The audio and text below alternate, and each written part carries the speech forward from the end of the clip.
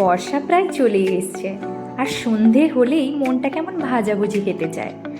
আর যদি হাতের পাশে সামান্য কিছু উপকরণ দিয়ে খুব সহজভাবে এবং চটজলদি বানিয়ে নেওয়ার মতন রেসিপি থাকে তাহলে কেমন হয়। নমস্কার বন্ধুরা, রাখি রানীর রান্নাঘরে আপনাদের সবাইকে স্বাগত। আমি রাখি। আজকে আমরা বানাবো ব্রেড দিয়ে তৈরি একটা দারুণ স্ন্যাক্স। খুব কম সময় কিন্তু আপনারা বানিয়ে ফেলতে পারবেন এই স্ন্যাক্সটি। তো চলুন দেরি না করে শুরু করা যাক আজকের রেসিপি। সবার প্রথমে আমি এখানে নিয়ে নিয়েছি বয়েলড পটেটো। একটা মিডিয়ামের সাইজের আলুকে আমি এখানে ভালোভাবে সেদ্ধ করে নিয়েছি। এবারে আলুটাকে ভালোভাবে আমি ম্যাশ করে নেব। যদি সন্ধ্যার সময় এই স্ন্যাক্সটি বানানোর ইচ্ছে থাকে তাহলে সকালবেলা যদি আপনারা ভাতের মধ্যে আলুটা সেদ্ধ করে দেন তাহলে কিন্তু আপনাদের সময় এবং গ্যাস দুটোই বাঁচতে পারে। আলুটা ভালোভাবে ম্যাশ হয়ে যাওয়ার পরে দেখুন ভালোভাবে আমি ম্যাশ করে নিয়েছি আলুটা এখানে ভালোভাবে ম্যাশ করে নেওয়ার পরে এটাকে আমরা সাইডে রাখবো। এবারে একটা মশলা তৈরি করব। দেখুন এখানে আমি নিয়ে নিয়েছি একটা মিডিয়াম সাইজের টমেটো, আর নিয়ে নিয়েছি দুটো মিডিয়াম সাইজের পেঁয়াজ, আর নিয়েছি কিছুটা পরিমাণে লঙ্কা। এবারে সমস্তগুলোকে আমি ভালোভাবে কুচি করে কেটে নিয়েছি। যতটা সম্ভব কুচি করে কাটা যায় ততটা সম্ভব আমি কুচি করে কেটে নেওয়ার চেষ্টা করেছি। এখানে দেখুন পেঁয়াজগুলোকে খুব সরু সরু করে কেটেছি আমি, আর টমেটোগুলোকেও ছোট ছোট করে পাতলা পাতলা পিস করে নিয়েছি। এবারে একটা কড়াই বসিয়ে নিয়েছি। কড়াইটা ভালোভাবে গরম হয়ে গেলে ওর মধ্যে আমি দিয়ে দিয়েছি 2 থেকে 3 টেবিল চামচ পরিমাণ সর্ষের তেল। সর্ষের তেলটা যখন ভালোভাবে গরম হয়ে আসবে ওর মধ্যে আমি দিয়ে দিয়েছি 1/3 টেবিল স্পুন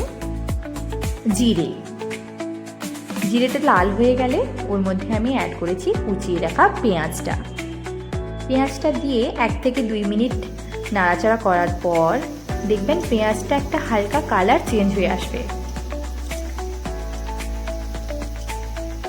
রেসিপিটা কিন্তু এত সহজ এবং খুব কম সময় তৈরি হয়ে যায়, এবং বাচ্চা থেকে বড় সবাই কিন্তু খুব পছন্দ করবে রেসিপিটা একবার যদি বানিয়ে দেখেন।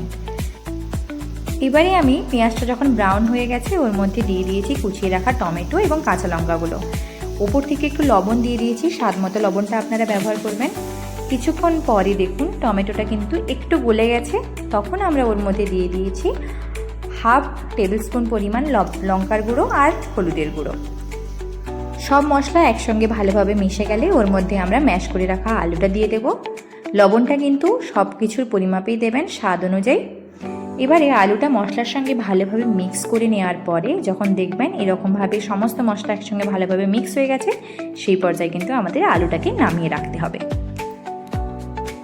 এবারে একটা ছোট্ট বাটি নিয়েছি, ওর মধ্যে একটা ডিম ভেঙে নেব। ডিমটা ভেঙে নেওয়ার পর ওর মধ্যে কিছুটা পরিমাণে লবণ দিয়ে দিয়েছি।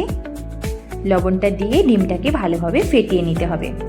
এটা কোন কাজে লাগবে এটা আমরা শেষে আপনাদেরকে বলছি। এটা এখন ডিমটাকে ভালোভাবে ফেটিয়ে সাইডে রাখতে হবে। এবারে আরেকটা ছোট বাটির মধ্যে আমি নিয়ে নিয়েছি 1 চামচ পরিমাণ ময়দা, আর ওই একই চামচের মেপেই আমি 2 চামচ পরিমাণ নিয়ে নিয়েছি জল দিয়ে একটা ঠিক মিশ্রণ আমি তৈরি করে নিয়েছি। এখনও পর্যন্ত যদি সাবস্ক্রাইব না করে থাকেন তাহলে কিন্তু প্লিজ সাবস্ক্রাইব করে নিন, যাতে এইরকমই নতুন নতুন রান্নার রেসিপি আপনি জানতে পারেন এবং সহজভাবে বাড়িতে বানিয়েও সবাইকে খাওয়াতে পারেন। দেখুন ঠিক এইরকমই ঠিক একটা মিশ্রণ তৈরি করে নিয়েছি। ব্রাউন সাইডটা যেটা আছে ওটা আমি ভালোভাবে ছুরির সাহায্যে আলাদা করে নিয়েছি সমস্ত রুটির থেকে। এবারে একটা রুটির পিস নিয়ে ওটাকে আমি একটা বেলনির সাহায্যে খুব ভালোভাবে বেলে পাতলা পাতলা করে বেলে নিচ্ছি। দেখুন ঠিক যখন এইরকমই পাতলা হয়ে যাবে একটাকে রেখে দেবো আমরা সাইডে। একই রকমভাবে সবগুলো আমরা বেলে নেব, তাহলে কিন্তু আমাদের শেপ দিতেও খুব সুবিধে হবে।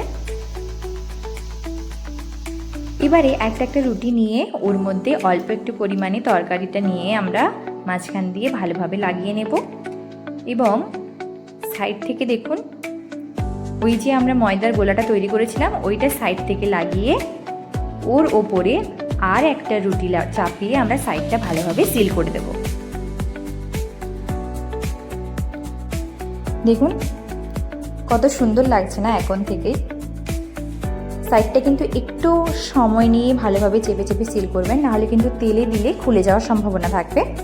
সাইডটা ভালোভাবে এইভাবে চেপে দিলে কিন্তু একদম সিল হয়ে যাবে। দেখুন কত সুন্দর লাগছে না। আমি আর একটা আপনাদের জন্য করে দেখাচ্ছি। দেখুন ঠিক মাঝ বরাবর কিন্তু সবজিটা রাখবেন, সাইডের দিকে নিয়ে যাবেন না। সাইডে কিন্তু আমরা ওই যে ময়দার গোলাটা তৈরি করেছিলাম ওটাই সাইড থেকে দিয়ে আমরা ভালোভাবে ওপরে আর একটা চাপিয়ে সিল করে দেব। দেখুন তাহলে কিন্তু লং স্টেবল হবে এই জিনিসটা, আর একদম পকেটের মতন হয়ে গেছে। দেখুন কত সুন্দর লাগছে না। বানানো খুবই সহজ, একবার হলেও বানিয়ে দেখুন এবং বাড়িতে বানিয়ে সবাইকে খাওয়ান। কেমন লাগছে রেসিপিটা আমাকে কিন্তু অবশ্যই কমেন্টে জানাতে ভুলবেন না। দেখুন এখানে আমি সবগুলো কিন্তু তৈরি করে নিয়েছি একই রকমভাবে। এবারে একটা কড়াইতে আমি এখানে রিফাইন্ড তেল দিয়েছি। রিফাইন্ড তেলটা ভালোভাবে আমরা গরম করে নেব। গ্যাসের ফ্লেমটা কিন্তু মিডিয়াম টু হাইতে রাখবেন। এবারে ওই যে ডিমের গোলাটা করে রেখেছিলাম, এবারে কিন্তু একটা একটা পিস নিয়ে ওই ডিমের গোলার মধ্যে চুবিয়ে আমরা তেলে ছেড়ে দেবো।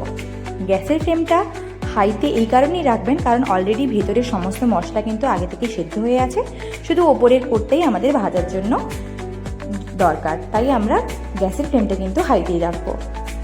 একটা জিনিস খেয়াল রাখবেন, যখন আপনারা তেলে ছাড়বেন ঠিক তার আগেই কিন্তু ডিমের গোলার মধ্যে চুবিয়ে তারপরেই ছাড়বেন। আগে থেকে যদি ডিমের গোলার মধ্যে চুবিয়ে রেখে দেন তাহলে কিন্তু জিনিসটা ভীষণ নরম হয়ে যাবে, আপনারা তুলতেও পারবেন না আর জিনিসটা ভালোও হবে না একদমই।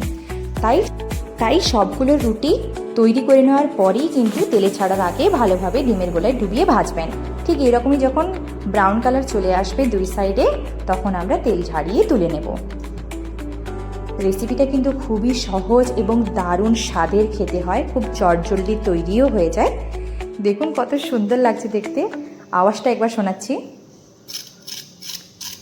দেখুন কত সুন্দর মুচমুচে হয়েছে একদম, ভেতরটাও দেখুন কতটা সুন্দর লাগছে দেখতে। একবার হলেও ট্রাই করার অনুরোধ রইল।